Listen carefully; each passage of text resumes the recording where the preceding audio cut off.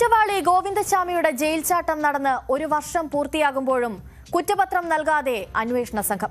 സംഭവത്തിൽ 4 സംഘങ്ങൾ മാറി മാറി അന്വേഷണം നടത്തിയിട്ടും എങ്ങും എത്തിയിട്ടില്ല.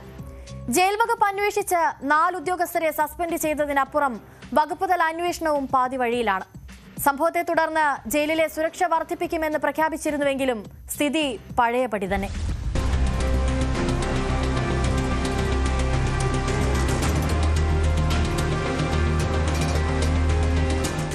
ദുരൂഹത നിറഞ്ഞ കൊടും കുറ്റവാളി ഗോവിന്ദചാമിയുടെ ജയിൽ ചാട്ടം നടന്നിട്ട് ഒരു വർഷം പൂർത്തിയാകുന്നു. 2025 ജൂലൈ 24 പുലർച്ചെയാണ് കണ്ണൂർ സെൻട്രൽ ജയിലിലെ 10ാം നമ്പർ അതീവ സുരക്ഷാ ബ്ലോക്കിൽ നിന്ന് ഒറ്റക്കൈയുള്ള ഗോവിന്ദചാമി രക്ഷപ്പെട്ടത്. 3 കിലോമീറ്റർ അകലെയുള്ള തളാപ്പിലെ കിണറ്റിൽ നിന്ന് മണിക്കൂറുകൾക്ക് ശേഷമാണ് ഗോവിന്ദചാമി പിടിയിലാകുന്നത്. സംഭവത്തിൽ 4 സംഘങ്ങൾ മാറി മാറി അന്വേഷണം നടത്തിയിട്ടും ഇതുവരെ കുറ്റപത്രമായിട്ടില്ല. സിറ്റി പോലീസ് കമ്മീഷണറുടെ നേതൃത്വത്തിലുള്ള ആദ്യ അന്വേഷണത്തിൽ പുരോഗതിയില്ലാത്തതിനാൽ കേസ് ക്രൈംബ്രാഞ്ചിന് കൈമാറുകയായിരുന്നു. ജയിലിനെ മുറിച്ച ആയുധത്തിന്റെ സാങ്കേതിക വിവരങ്ങളെക്കുറിച്ച് കോഴിക്കോട് NITയിൽ നിന്നുള്ള റിപ്പോർട്ട് കിട്ടാത്തതിനാലാണ് കുറ്റപത്രം സമർപ്പിക്കാൻ വൈകുന്നതെന്നാണ് ക്രൈംബ്രാഞ്ചിന്റെ വിശദീകരണം. ജയിൽ വകുപ്പ് അന്വേഷിച്ച് 4 ഉദ്യോഗസ്ഥരെ സസ്പെൻഡ് ചെയ്തതിനപ്പുറം വകുപ്പ് തല അന്വേഷണവും പാതി വഴിയിലാണ്.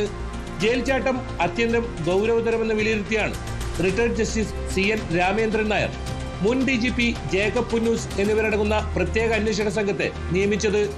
റിപ്പോർട്ട് സമർപ്പിക്കാൻ 3 മാസം അനുവദിച്ചെങ്കിലും 1 വർഷം പിന്നിട്ടിട്ടും റിപ്പോർട്ട് നൽകാനായിട്ടില്ല. നിലവിൽ വിയ്യൂർ അതീവ സുരക്ഷാ ജയിലിലാണ് ഗോവിന്ദചാമിയെ പാർപ്പിച്ചിരിക്കുന്നത്.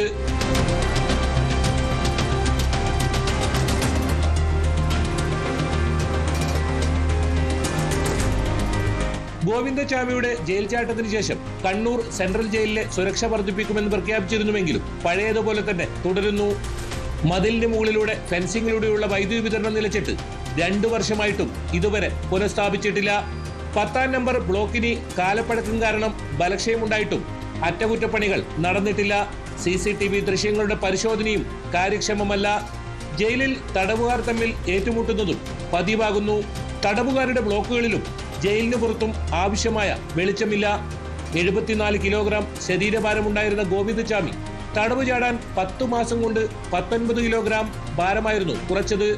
നിലവിൽ വിയ്യൂർ അതീവ സുരക്ഷാ ജയിലിലേക്ക് മാറ്റിയ ഗോവിന്ദചാമിയുടെ ശരീരഭാരം 55-ൽ നിന്ന് 75 കിലോയായി ഉയർന്നിട്ടുണ്ട്.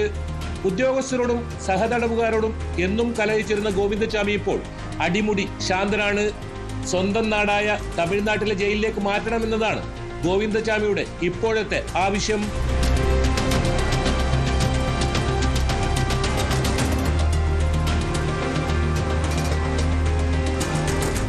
ന്യൂസ് 18 കണ്ണൂർ.